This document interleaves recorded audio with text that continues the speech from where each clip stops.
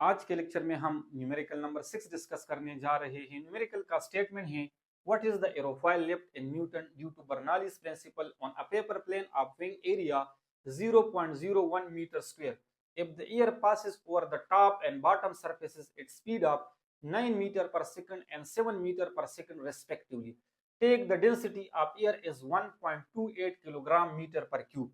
Statement का मतलब ये है कि हमारे पास एक कागज से बना हुआ जहाज है और उस जहाज के विंग का जो एरिया है वो 0.01 मीटर स्क्वायर है। उस विंग के नीचे चलने वाली हवा की जो स्पीड है वो 7 मीटर पर सेकंड है और उस विंग के ऊपर चलने वाली हवा की जो स्पीड है वो 9 मीटर पर सेकंड है। इस दौरान उस जहाज पर अपवर्ड की डायरेक्शन में एक नेट फोर्स लगेगा। तो बताइए उस फोर्स की मैग्नीट्यूड क्या होगी। हमने उस फोर्स की मैग्नीट्यूड को क्या करना है, निकालना है। मजीद इस स्टेटमेंट को हम इस फिगर की मदद से समझते हैं कि लेट्स सपोज हमारे पास कागज से बना हुआ एक जहाज है और इस जहाज के विंग का जो एरिया है वो कितना है 0.01 मीटर स्क्वायर। इस विंग के नीचे चलने वाली हवा की जो स्पीड है वो 7 मीटर पर सेकंड है और इन विंग्स के ऊपर चलने वाली हवा की जो स्पीड है वो 9 मीटर पर सेकंड है। इस दौरान इन दोनों पॉइंट्स के बिटवीन यहां पर प्रेशर का डिफरेंस प्रोड्यूस हो जाएगा। तो प्रेशर की डिफरेंस की वजह से इस जहाज पर अपवर्ड की डायरेक्शन में एक फोर्स लगेगा। तो बताइए उस फोर्स की मैग्नीट्यूड क्या होगी। हमने इस फोर्स की मैग्नीट्यूड को क्या करना है, निकालना है। तो सबसे पहले हम स्टेटमेंट से गिवन डेटा को निकालते हैं। गिवन डेटा में हमारे पास क्या है, एरिया ऑफ विंग है जिसको हमने ऐसे रिप्रेजेंट किया है। वो कितना है 0.01 metre square. Speed at bottom of wing v1 वो कितनी है 7 metre per second. Speed at top of wing जिसको हमने v2 से रिप्रेजेंट किया है वो कितनी है 9 metre per second. Density of air जिसको हमने रो से रिप्रेजेंट किया है तो डेंसिटी एयर की कितनी है, यहाँ पर चलने वाली हवा की डेंसिटी कितनी है 1.28 kilogram metre per cube. Required क्या है, एरोफॉइल लिफ्ट। एरोफॉइल लिफ्ट क्या होता है, फोर्स होता है। यानी यहाँ पर इस दौरान प्रेशर की डिफरेंस की वजह से इस पर अपवर्ड की डायरेक्शन में जो फोर्स लगता है उसको हम एरोफॉइल लिफ्ट कहते हैं। तो हमने इस फोर्स को क्या करना है, निकालना है। We know that from pressure, यानी प्रेशर के बारे में हमें मालूम है प्रेशर किसके बराबर होता है, फोर्स पर यूनिट एरिया। लेकिन यहाँ पर ये जो फोर्स प्रोड्यूस होता है असल में ये प्रेशर की डिफरेंस की वजह से प्रोड्यूस होता है। तो जो चेंज इन प्रेशर है जिसको हम P1 माइनस P2 भी कहते हैं ये किसके बराबर होगा, force divided by area. Clear. अगर हमने यहाँ से फोर्स की वैल्यू को निकालना है तो इन दोनों की हम क्रॉस प्रोडक्ट करेंगे तो ए इस साइड पर आ जाएगा। तो फोर्स का जो इक्वेशन बन जाएगा वो बन जाएगा P1 माइनस P2 मल्टीप्लाई ए जिसको हमने इक्वेशन 2 कहा। अब स्टेटमेंट में एरिया तो गिवन है लेकिन ये जो प्रेशर का डिफरेंस है ये डायरेक्टली स्टेटमेंट में गिवन नहीं है। तो इस प्रेशर के डिफरेंस को निकालने के लिए हमने बर्नौलीज इक्वेशन को यूज करना होगा।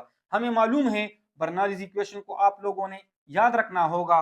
तो जो sum of pressure, kinetic energy per unit volume, potential energy per unit volume ये बराबर होता है दूसरे साइड की sum of pressure, kinetic energy per unit volume and potential energy per unit volume. अब मैंने इसके बाद क्या कर दिया है, चूंकि हमने P1 माइनस P2 को निकालना है, क्लियर, तो मैंने यहां पर P2 को इस साइड पर लेके आया। जब मैं P2 को इस साइड पर लेके आऊंगा तो यहां पर प्लस है, ये क्या बन जाएगा माइनस। और इस तरह से इस साइड से ये जो दो टर्म्स है उसको मैंने दूसरे साइड पर लेके गया है तो ये अपनी जगह पर आ चुका है। और जब मैंने इसको दूसरे साइड पर लेके गया तो ये माइनस हो चुका है। इसी तरह से ये भी अपनी जगह पर आ चुका है और इसको जब मैंने दूसरी साइड पर लेके गया तो ये माइनस बन चुका है। क्लियर। अब इसके बाद अगर हम इस इक्वेशन में देखें तो यहां पर इन दोनों से हम हाफ और रो को कॉमन निकाल सकते हैं। तो मैंने क्या कर दिया है, ये अपनी जगह पर आ चुका है और इन दोनों टर्म से मैंने हाफ और रो को कॉमन निकाला है तो क्या रह चुका है v2 का स्क्वायर माइनस v1 का स्क्वायर। इसके साथ साथ अगर हम यहां पर देखें तो ये जो h2 है और h1 है, यानी इन दोनों साइड्स की अगर हम हाइट को देखें तो ये तकरीबन तकरीबन बराबर होंगे। तो कहने का मतलब ये हुआ कि H1 H2 के बराबर होगा जिसको हम H भी कह सकते हैं। तो H2 और H1 की जगह पर मैंने H पुट कर दी है तो इसका मतलब ये हुआ कि इसकी जो वैल्यू होगी वो इसके बराबर होगी। तो ये दोनों टर्म्स एक दूसरे को क्या करेगा, कैंसिल करेगा। हमारे पास क्या रह चुका है, P1 माइनस P2, यानी जो प्रेशर का डिफरेंस है वो किसके बराबर आ जाएगा, half rho V2 square minus V1 square, जिसको हमने इक्वेशन 3 कहा। अब हमने प्रेशर की डिफरेंस की वैल्यू निकाली, तो इस प्रेशर की डिफरेंस की जो वैल्यू है, जो इक्वेशन है, इसको आप लोग इस जगह पर पुट कर दे, इक्वेशन नंबर 2 में इसको पुट कर दे। तो मैंने वही किया है, पुट इक्वेशन 3 इन इक्वेशन 2।